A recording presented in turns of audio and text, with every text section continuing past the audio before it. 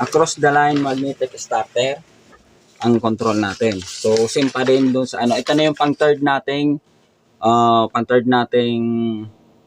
troubleshooting. So ngayon maglalagay na tayo ng trouble or kaya ng ano problema, tapos i-apply natin yung troubleshooting natin na 1 tsaka 2 kung paano yung pagpaprocess or yung paano paghahanap ng problema. So ito yung ano natin, ito yung ginagamit nating diagram. So across the line magnetic starter. Pero itong sa ngayon, yung pang third natin na ano na troubleshooting, gagamit na tayo ng dalawang control. So itong yung pangalawa is across the line magnetic starter. Tapos ay yung una pala, tapos yung pangalawa ang gagamitin natin na control is Y delta motor start. So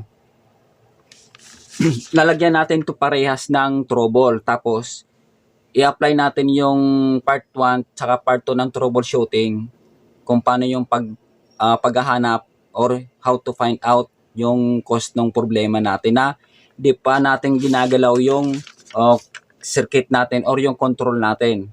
So ngayon, ito yung una muna nating gagawin is yung across the line magnetic starter. Ito yung process natin. So ito ang load natin sa left side nyo. Load. Wala tayo kasing motor, bali ilaw na lang gagamitin natin. Tapos gumamit tayo ng contactor na isang contactor, tapos push button na start, stop, tapos naka-overload din tayo. So based sa actual, makikita nyo is naka-energize na yung yung control natin, pero hindi pa nagra-running. Kaya yung pilot lamp natin is nakapula. So ngayon, ito lang start natin. Ayan, start. Meaning, walang trouble si control. Ngayon, lalagyan ko ng trouble yan, tapos i-apply natin yung part 1 tsaka yung part 2 ng troubleshooting natin na video. So ngayon, start na tayo.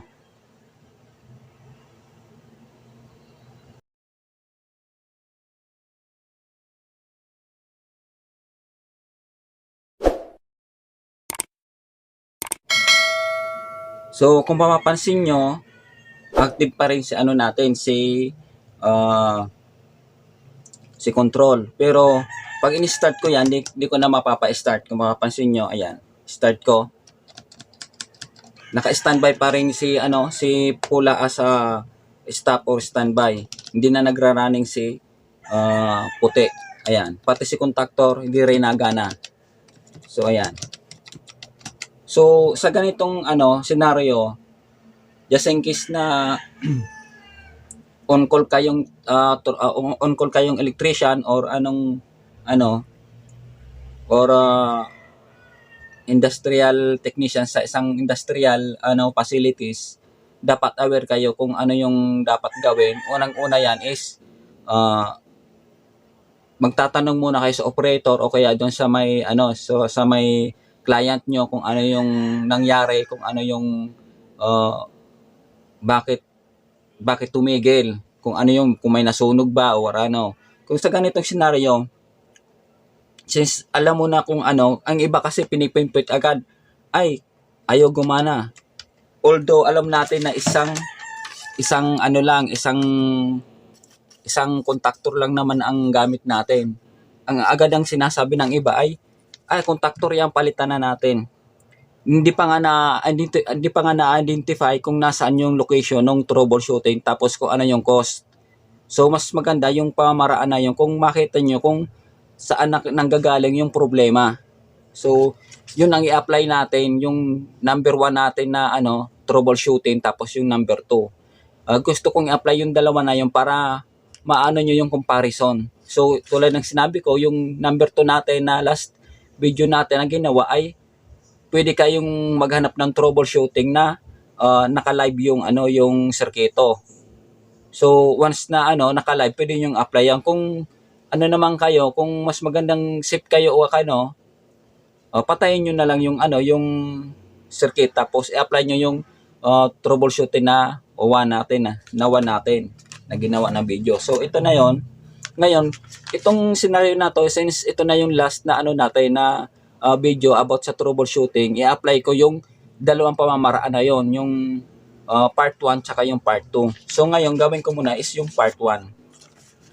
So mapapansin nyo yung troubleshooting natin ay yung ano natin control ay ayaw gumana, ayaw mag-start. So i-apply ko muna yung part 1 natin. So ito yung ano pang continuity natin. Patayin muna natin si control kasi gagamit tayo ng buzzer. So pwedeng may posibilidad na pag may supply, pag sinaksak mo gagamitin mo to, pwedeng sumabog to. So i-off muna natin yung breaker, tapos inalis ko yung saksakan. Ayan. So itong isa na to, tulad ng sinabi ko, gagawin nating naka-half. Since part 1 ang gagawin natin, i-apply natin. So kailangan ito sa line 1 na ilalagay natin. Tapos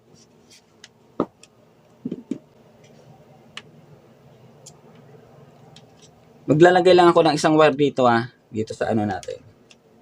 So ito yon, yung isang wire, yan. Tapos ito ipipix ko na dito sa line 1 natin. Ito yung line 1, ito yung line 2. Naging dalawang wire ito kasi ito yung load load natin ng itong load ng motor natin ito. Ito yung motor.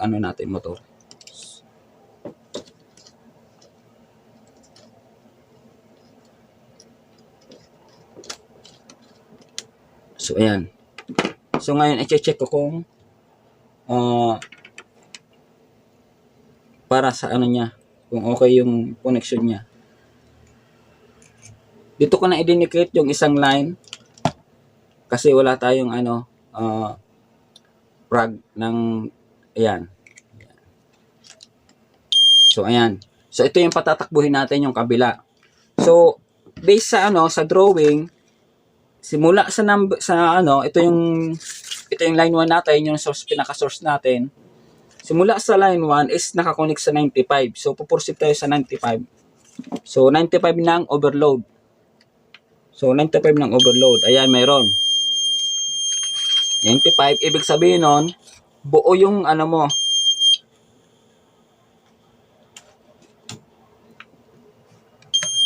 Ayan, ibig sabihin nun, buo yung circuito mo simula dito sa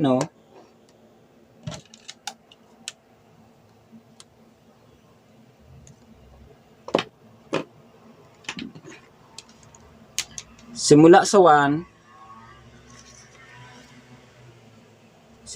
1 hanggang 95, buo yung circuit, yung yung wire mo, pati yung termination mo. Ayan.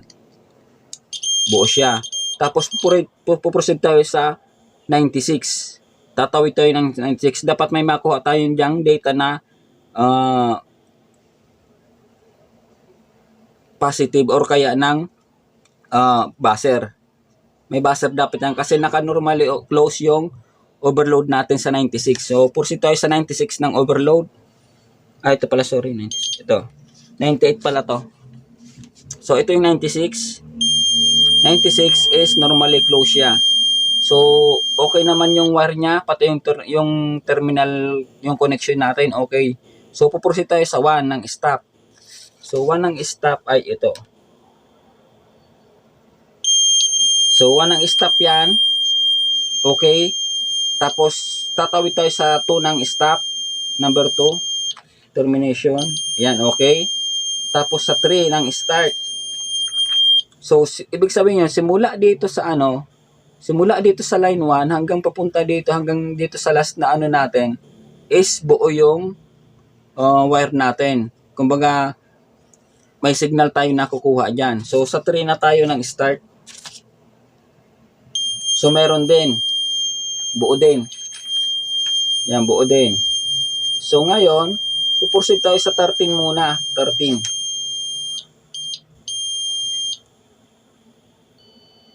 So, kung mapapansin nyo, napakababa yung signal na binibigay. Ayan, o. Ibig sabihin, may loose connection yan. Ayan. May loose connection yan dito sa 13. 14 pa na to, sorry. Dito sa 4. Number 4. Number 4 yan ng start. Ayan, number 4. So, mababa yung signal na binibigay. Ayan. Compare dito sa 3 is malakas. Tapos dito sa 4 ay mahina. Ayan, oh.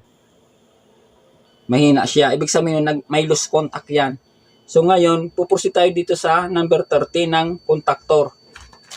Ayan, 30 ng contactor. So, contactor yan. Normally open ang contactor ito, 13. So, meron to, buo. So, pursige tayo sa, na natin tong number 4 ng start. Pursige tayo sa 14. So, mahina din, 14. Mahina din. Ibig sabihin nun, dito sa coil ng sa coil ng contactor sa A is mahina din yung panigurado. So, ayan, mahina din. So, ibig sabihin nun, ang may problema is dito nakalocate. Dito lang. May loose contact dyan sa na yan. Kasi mahina yung signal. Except dito, kung mayroon tayong, kung normal yung yung nakuha nating signal dyan or data, dito dapat sa A1 is normal yung tunog niya. Napakahina yung tunog niya. Ayan, oh. Napakahina yung tunog niya. Hindi compare dito sa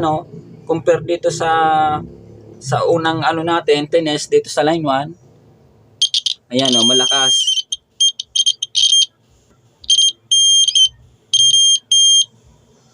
Malakas siya, 'di ba? Ayan, oh.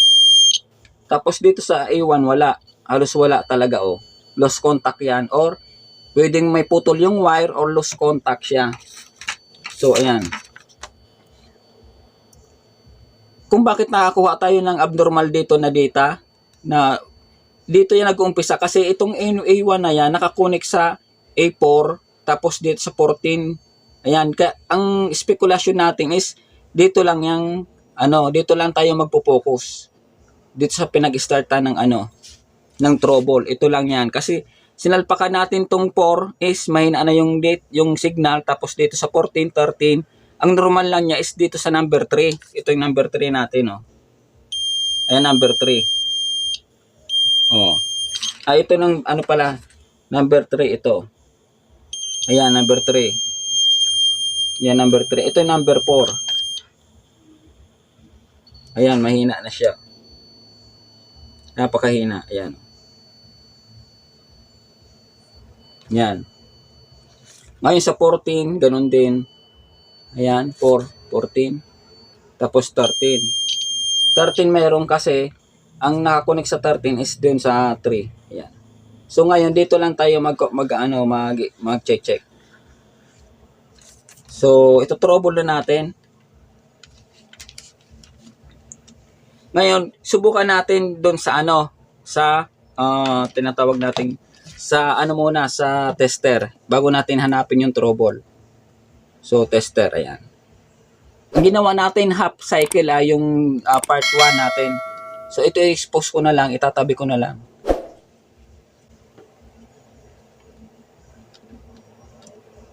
So, yan. So,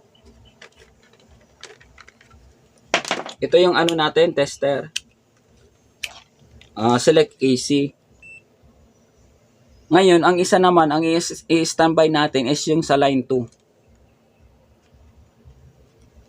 Tapos, isasaksak natin yung supply.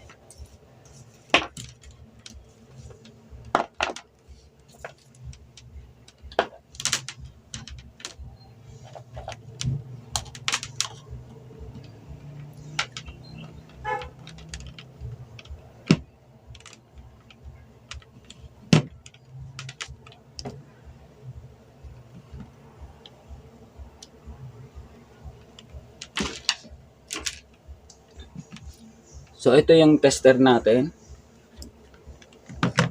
Kita nyo?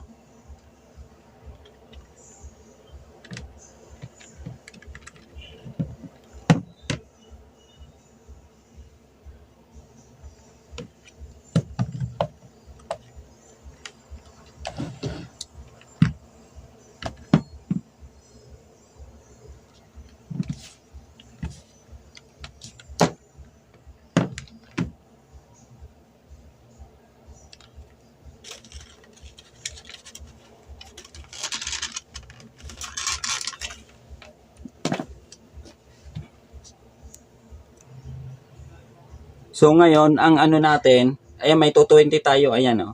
Yung isa in-steady ko na dito. Dito sa ano natin. Sa ano sa uh, breaker. So ang hanapin natin is ang i-apply natin is yung part 2 natin. So ibig ang ano natin, yung isang prag ng tester ay itong kulay itim, dito ko in-steady sa line 2. So ngayon, ang patatakbuhin lang natin is yung isang prag ng tester dito simula sa 1 hanggang mahanap natin yung trouble. So patatakbuhin na natin yan. So dapat ang operation natin or makukuha nating data is 220 volts AC. So puproceed na tayo. Siyempre sa main muna tayo mag-start dito. So dapat sa breaker muna tayo mag-start since nakakonect yung wire natin dun sa breaker. So dapat 220 makukuha natin. So ayan, reading 220. So tapos proceed tayo sa 95. Sa 95 ng ito 95 ng overload. So 95. Ayan. 256. Ayan, meron siya. So proceed tayo sa 96. Since naka-normally close yung overload natin, dapat meron tayong makuha dyan na reading ng 220 volts AC. So ayan, 220 volts AC meron. Tapos proceed tayo sa 1 ng stop. So 1 ng stop ito. So ayan, 256 pa rin. Meron tayong nakuha ang data. So dito sa ano, sa 2 ng stop. Sa 2 ng stop. Yan, 256 pa rin. Tapos 3 ng start. 256 pa rin. Sa 4 ng stop. Ayan, wala siya. 4 ng stop, 0. Tapos 1314 ng normally open ng ano contactor. 13 meron siya 256 dahil nakakonect yung 13 nakakonect dun sa 3. Kaya meron yung reading. Ayan, buo yung reading dito kasi buo yung reading natin eh. Kaya may nakuha tayong diyan na 256. So number 14 ito sa baba. So wala. So pag dito sa ano, wala dito, antimano din sa coil, kaya hindi tumatakbo si contactor kasi walang nagbibigay na source dito sa A natin.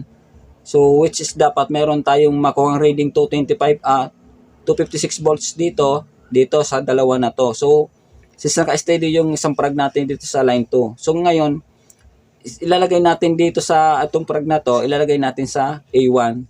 So understood na yan, wala tayong makukuhang reading dyan kasi dito pa lang is naputol na yung line natin, naputol na. So A1, ayan, 0, 0 siya.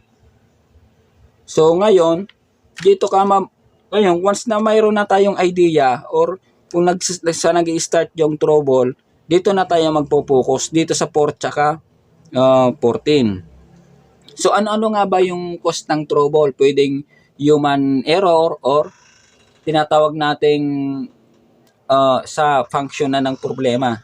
So ayan.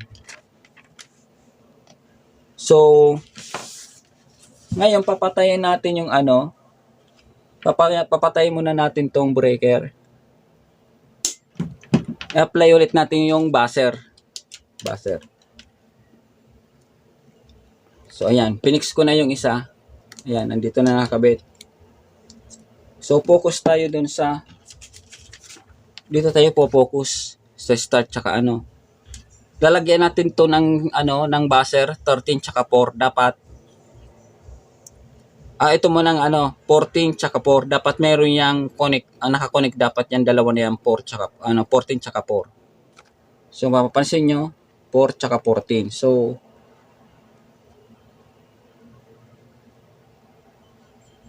I mean ano muna kasi nakaselect na tong isa. Sa 40 muna tayo Sa 40 muna tayo mag-select. So 14 dito. Ayan, mahina oh. Tapos pinutin natin yung start. Ayan, mahina din siya. So ngayon, tututukan natin tong 4. Yung isang frag natin ng buzzer is dito naka-steady sa line 1 natin. So ngayon sa 4, dito sa 4. So ayan. Yung papansin nyo sa 4, ayan, kung mapansin nyo, walang wire na nakakabit doon sa terminal block natin. So ayan. Yan ang trouble niyan. Pwedeng human error yan. Oh. Pwede ring ayan, human error yan. Ayan, oh, ayan. Papansin niyo walang wire na nakalagay. Ayan. Nandun nakalagay sa isa. So walang wire. So may posibilidad na human error, may posibilidad din na tinatawag nating nagka-trouble once na nag-loose yan. Ang ganyan,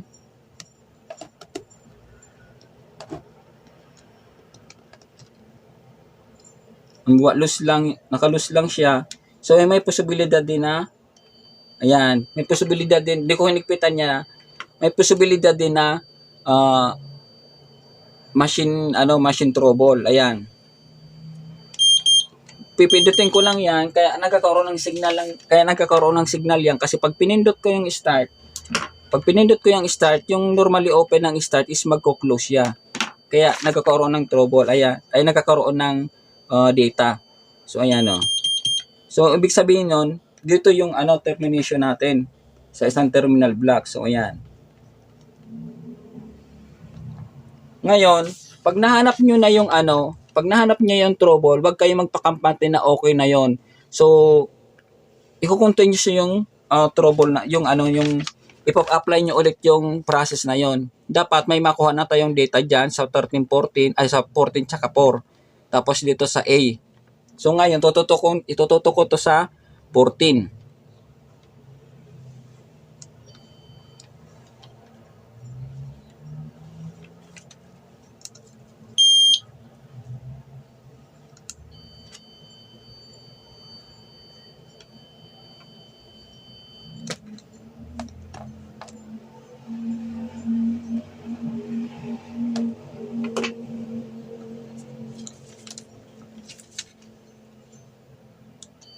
Yeah, meron na yan. Tapos sa number 4 yan. Ayan, number 4. Ayan, meron na siya. Tapos sa A1, meron din yan. Sa A1, meron na yan. Sa A1. Tapos sa 14,